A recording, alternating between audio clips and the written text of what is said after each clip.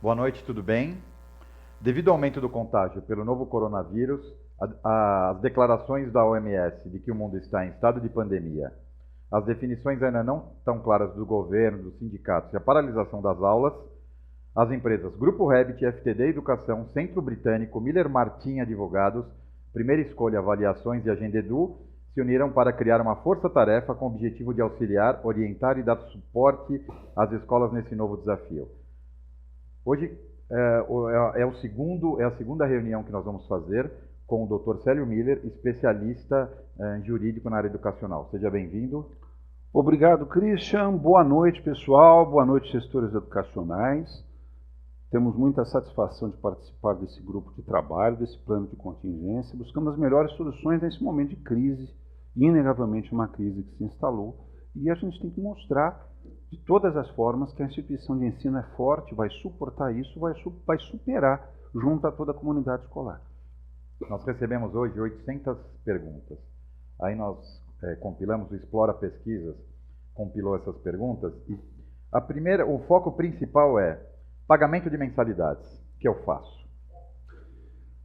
Nós fizemos o primeiro webinar faz uma semana, né? Foi terça-feira passada. Está disponível no Rebit Play.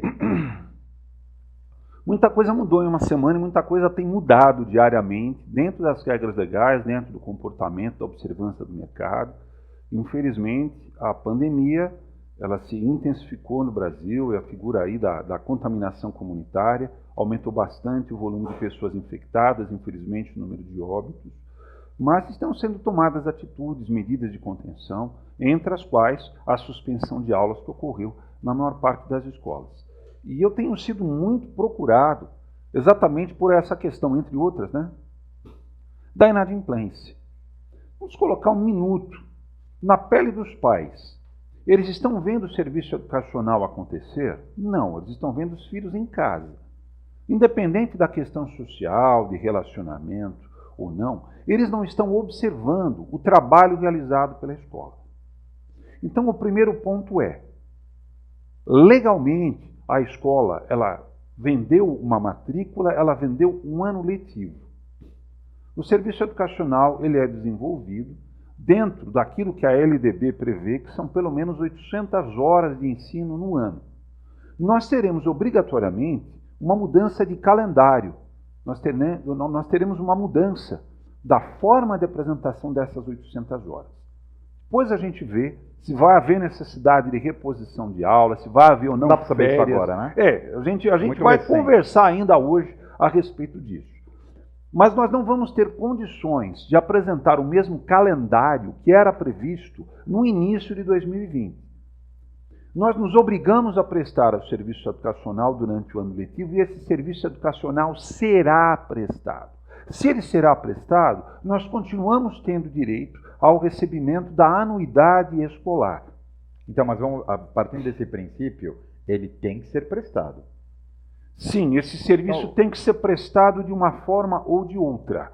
Todas as normas, inclusive aquelas que admitiram a prestação de serviços à distância no ensino básico, que flexibilizaram, que autorizaram a mudança de calendário, todas elas de natureza federal ou estadual ou até municipal, elas não liberam o volume de aulas, a carga horária que se propôs dentro da previsão da LDB de 800 horas. Então, o nosso discurso para manter a cobrança das mensalidades escolares é que nós vamos, de uma forma ou de outra, cumprir esse ano letivo.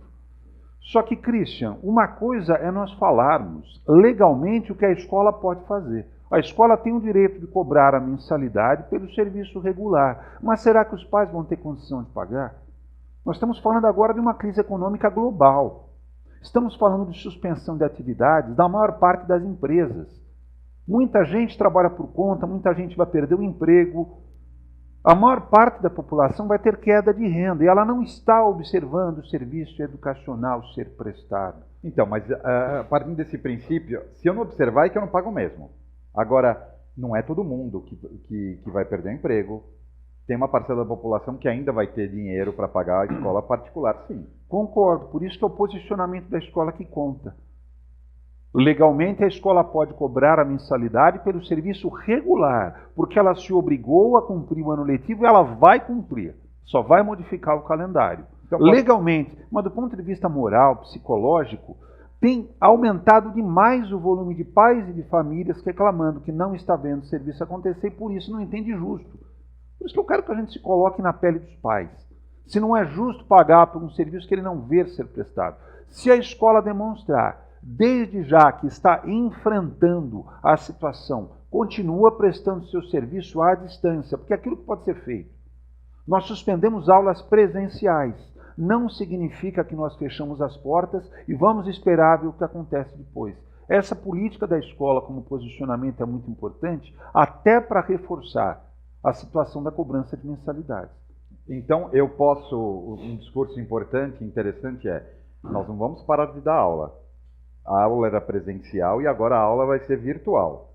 Existem algumas adaptações, mas a prestação de serviço continua. Por isso que é importante que você pague a mensalidade, correto? Pois é, só que as normas, em especial as normas estaduais dos sistemas de ensino, elas estão colocando a figura das férias antecipadas. Muitas escolas públicas estão antecipando férias. Mas é pública, não privada, né? Pois é, com exceção de alguns estados que determinaram isso, poucas situações, especialmente aqui em São Paulo não houve essa determinação. Eu vi Minas, acho que sim, não tenho certeza. Um dos estados, eu tenho certeza, a gente avaliou aqui diversas normas estaduais e se não houve a determinação de suspensão e concessão imediata de férias, coisa que pouco provavelmente ocorreu, a escola tem o direito sim de dar continuidade. Já houve parecer do próprio MEC e dos sistemas estaduais autorizando a continuidade do ensino à distância. E esse é o ponto principal. Como muita gente está insegura com isso, Christian, já saíram declarando, então vamos dar férias. Parece que é mais fácil. A batata quente para frente. Você concorda? Eu concordo. Vamos partir do princípio, naturalmente, só vamos pensar. Em todo julho existe um atraso nas mensalidades. Nos últimos anos, sempre o pai esquece, existe um atraso, uma inadimplência maior. Porque ele não vê o serviço ocorrer. O serviço está ocorrendo, mas ele não vê. Ótimo, pai, eu vou fazer o seguinte. Agora, próximo ao pagamento, eu vou colocar todo mundo de férias e eu vou voltar quando der. A chance de explodir a inadimplência é muito maior. Então, o recomendável é não tirar férias. Pelo menos agora. Daqui para frente, daqui um mês, 20 dias, nós vamos pensar. Mas nesse exato momento, não tem que se distanciar da família. Você concorda? Concordo. Nós tivemos já reuniões do nosso grupo aqui de gestão da crise, do nosso grupo de contingência. As outras empresas também manifestaram posição muito favorável à continuidade das atividades das escolas. A questão é que as escolas não estavam preparadas para isso, mas ninguém estava. Como se trata de uma crise global, cada um deve dar o seu grau de contribuição. Então me perguntam, como advogado, as escolas são obrigadas a dar férias antecipadas? Nem férias letivas e nem férias trabalhistas. Elas têm a opção de fazer isso. Que é errada, na minha opinião. A escola particular tem a opção, com exceção dos estados, em que houve imposição para as férias antecipadas, que é uma situação bem local, bem regional. Em regras gerais, a escola tem condições de dar continuidade. Se a escola escolher antecipar as férias, necessariamente ela precisará repor esse mês de aulas depois. Possivelmente haverá aulas em julho. Aí eu pergunto, quem é que tem certeza que nós teremos condições de dar aulas físicas em julho?